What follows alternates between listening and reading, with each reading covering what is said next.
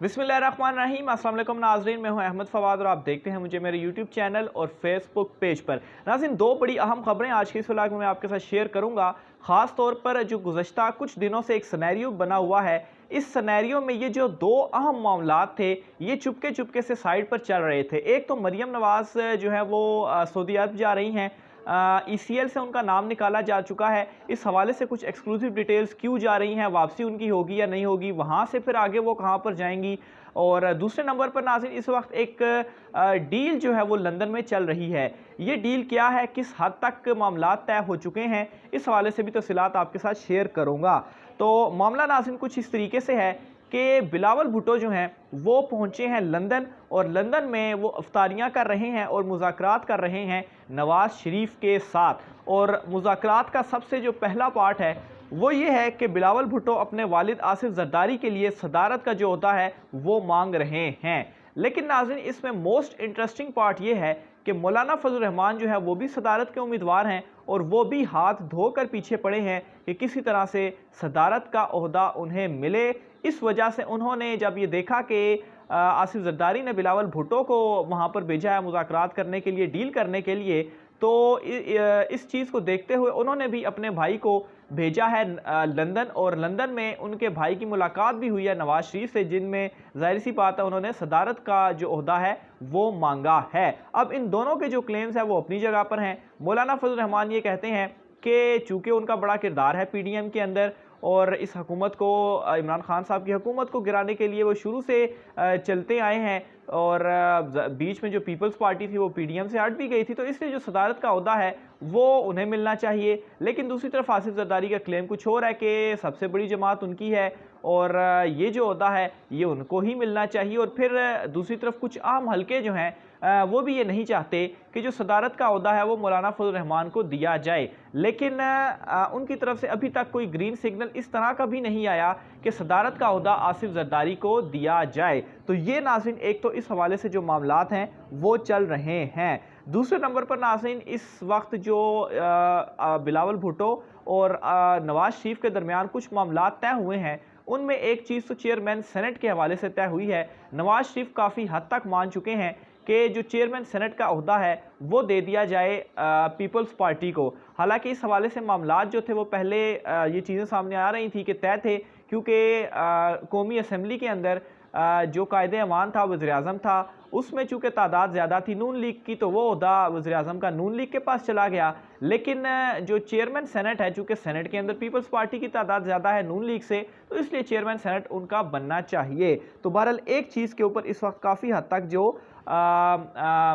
इत्तेफाक है वो हो चुका है। दूसरे नंबर पर नाज़रीन यहाँ पर एक अहम सवाल ये भी है कि आरिफ अलवी साहब जो कि मौजूदा सदर पाकिस्तान हैं, उनको हटाने के लिए तो तकरीबन 300 के करीब वोट चाहिए दोनों ऐवानों के मिलाकर, और इतने वोट इन दोनों के पास मौजूद, इन सारी जमातों के पास मौजूद नहीं है। तो फिर किस तरह से मैनेज किया जाएगा उनको हटाने का, और दूसरा ये कि नया सदर लाने का, जिसके लिए इतनी ज़्यादा इस वक्त तकरार जो है वो की जा रही है। तो इस हवाले से एक प्लान सामने ये आया है कि सदर आरिफ अलवी साहब के ऊपर इस कदर प्रेशर डाला जाएगा कि उन्हें मजबूर किया जाएगा कि वो खुद ही इस्तीफ़ा दे दें, और फिर उसके बाद ये अपना सदर लाने के लिए जो इनके बीच मामला चल रहे हैं, फिर ये अपना सदर लेकर आएंगे।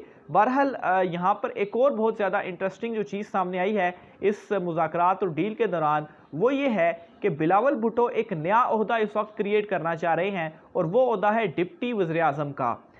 यानी कि इस वक्त जो वज़ीर-ए-आज़म हैं वो हैं शहबाज शरीफ, और बिलावल भुट्टो का ये कहना है क्योंकि वो पार्टी के चेयरमैन हैं तो वज़ीर ख़ारजा तो वो होंगे ही होंगे, वज़ीर ख़ारजा को होता भी, लेकिन उसके साथ डिप्टी वज़ीर-ए-आज़म का जो होता है वो भी उनको चाहिए, क्योंकि खाली वज़ीर ख़ारजा और वो भी शहबाज शरीफ की काबीना में वो उनको बिल्कुल भी उनके शायानो शान जो है वो नहीं है। तो इसलिए ये भी एक ओहदा क्रिएट किया जाए और डिप्टी वज़ीर-ए-आज़म वो बनेंगे, और उसके साथ साथ वज़ीर ख़ारजा की जो वज़ारत है वो भी अपने साथ साथ रखेंगे।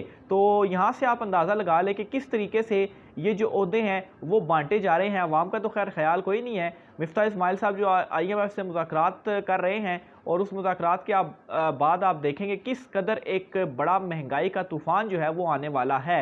ऑलरेडी जिस कदर चीज़ें महंगी हो चुकी हैं, जो इनके वादे थे वो तो खैर साइड पर रख लें, लेकिन आप देखेंगे कि एकदम से जो चीज़ें हैं वो बढ़ेंगी, जिनमें पेट्रोल की कीमत आप देखेंगे 200 के करीब जाएगी, डॉलर जो है वो भी 200 के करीब जाएगा। तो बहरहाल ये जो भानमती का कुंभा है ये सिर्फ और सिर्फ नुकसान है। और आप देख लें कि ओहदे किस तरीके से बांटे जा रहे हैं, जिस तरह से कोई जो है वो आप कोई न्यास बांट रहे हों तो बस लोगों को बुला के आप कहते हैं कि ये ले लें वो ले लें। तो इस तरह से ये जो ओहदे हैं इनकी डीलें चल रही हैं और ये एक दूसरे को बांटे जो हैं वो जा रहे हैं। यहाँ पर नाज़रीन एक और अहम खबर ये भी है कि जो सदारत का ओहदा है वो आसिफ जरदारी साहब शायद अपनी जो बहन है फरियाल तारपुर उनको वो सदारत का ओहदा दें, लेकिन इस वाले से कुछ कन्फर्मेशन नहीं है। बहरहाल इसमें एक चीज़ जो कन्फर्म है वो तो यही है कि पीपल्स पार्टी चाहती है कि सदारत उनके हिस्से में आए, यानी कि पीपल्स पार्टी के हिस्से में आए।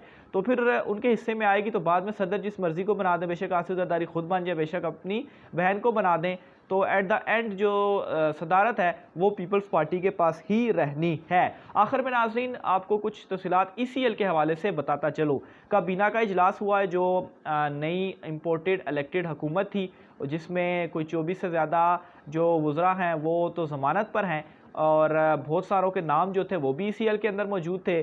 तो इस काबीना ने और वज़ीर-ए-आज़म शहबाज शरीफ ने सबसे पहले तो अपना नाम खुद ही निकाला ECL से और फिर जो दीगर लोग थे वो उन सबका भी जो नाम है वो निकाल दिया गया है। और एक नई चीज़ सामने आई है कि ECL में नाम जो है वो 120 दिनों के बाद खुद ही निकल जाएगा। तो इससे ना सिर्फ इन सब के नाम ECL से निकले हैं बल्कि जो तकरीबन 3000 प्लस लोग थे, चूँकि ECL में भी बहुत सारे लोगों की तादाद थी, तो इस हवाले से भी चीज़ें आ रही हैं सामने कि उनके नाम भी ज़ाहिर सी बात है अगर 120 दिन का आ गया है तो उनके भी नाम भी 120 दिन से ज़्यादा थे, तो उन सब के नाम भी ECL से जो हैं वो निकल गए हैं। तो ये तो मेरे ख्याल से खाली आपको दिखने में कुछ वज़रा जो हैं वो लग रहे हैं कि वो ज़मानतों और ECL में हैं और उनकी अब मौजें हो गई हैं, बल्कि इसके अलावा भी ये जो सारे मज़ीद 3000 से ज़्यादा लोग हैं जो ECL पे थे, कोई रीज़न तो हो कि इनके नाम ECL पे डाले गए हैं, उनका भी जो फ़ायदा है वो इसमें हो चुका है। और इसमें सबसे बड़ी बात यह है कि जो मरियम नवाज़ हैं उनका नाम भी ECL से निकल चुका है।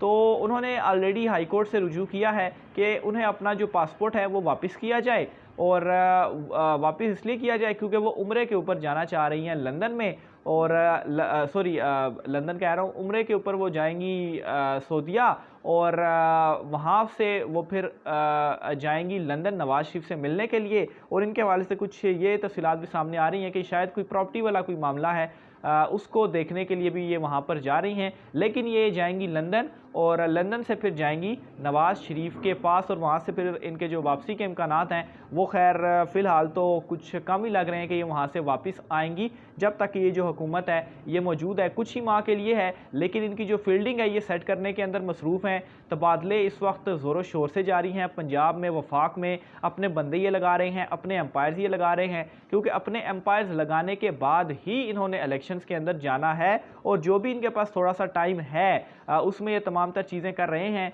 इमरान खान साहब की जानिब से जो प्रेशर है वो तो ज़ाहिर सी बात है डालने की कोशिश की जा रही है। जो जलसे इमरान खान साहब की जानिब से किए गए तारीख़ी जलसे थे, इनकलाबी जलसे थे, और अब जो लॉन्ग मार्च का इमरान खान साहब की जानिब से ऐलान किया गया है। दूसरी तरफ इमरान खान साहब को कुछ जो राब्ते हैं वो भी किए जा रहे हैं कि उनसे कोई मामलात तय किए जाएँ और इस वाले से भी एक कुछ जो तफसीलात हैं वो सामने आ रही हैं कि हो सकता है कि नवंबर दिसंबर तक जो इलेक्शंस हैं वो करवाए जाएँ और इस हवाले से इमरान खान साहब को राज़ी करने की कोशिश की जा रही है। लेकिन इमरान खान साहब कहते हैं कि जो इलेक्शंस हैं वो पहले हों, यानी कि नवंबर दिसंबर तक बात ही ना जाए, ये इलेक्शंस पहले हो जाएं और ये इलेक्शन होने चाहिए मई से जो है वो इसमें ऐलान किया जाए।